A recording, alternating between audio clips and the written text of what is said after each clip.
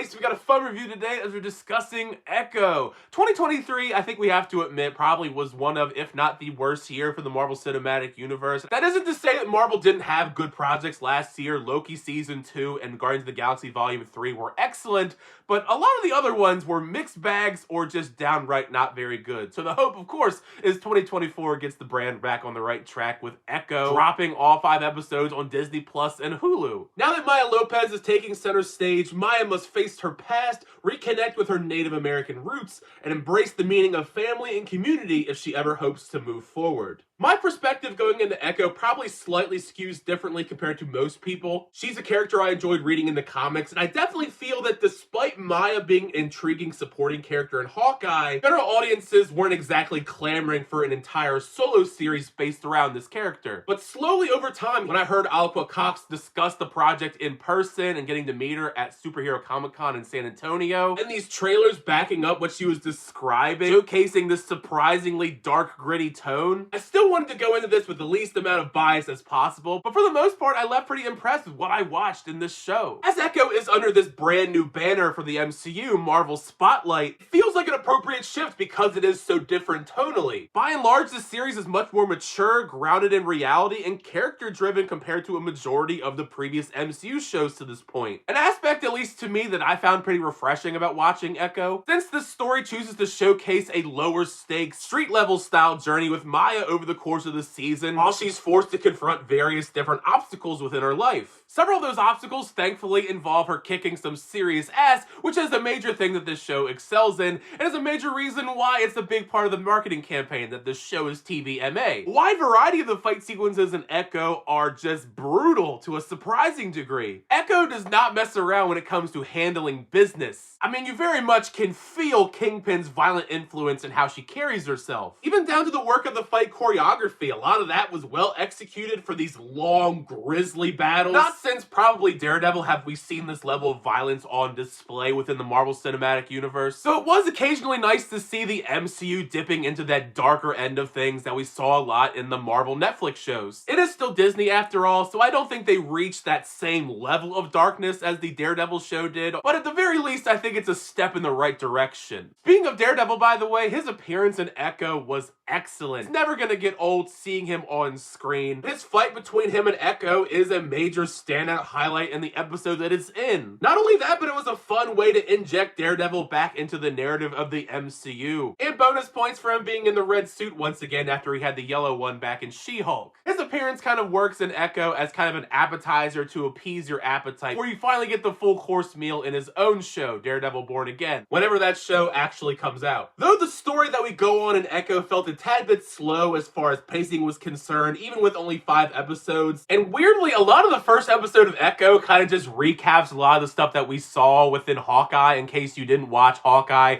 and you just jumped into Echo for some reason. But besides that though, Maya's story overall did keep me invested. Since we last saw Maya at the tail end of Hawkeye, I'm really enjoying the evolution of the character, go along with Alaqua Cox's fantastic performance. Her conflicts within the season do draw you in deeper and deeper as the episodes progress, and I would say she kind of rides that line between hero and villain, though I would probably classify her much more as a villain based on what she does in the story, and also in how she embraces her rage, a product of being raised by someone like Wilson Fisk. Another thing that I like so much about the story here is how the story embraces the Native American roots of the character when she's around the Choctaw. You can tell there was a lot of heart and soul put into this section of the story, as it was this fascinating introspection from Maya reconnecting to her roots. Between this and Kahori from Marvel's What If, I think it's really nice that we're seeing a lot more representation for these characters. And that's on top of all the ASL within Echo, because Alaqua Cox, of course, is deaf and uses sign language. In between these moments of discovery for Maya and these brutal, gritty action sequences,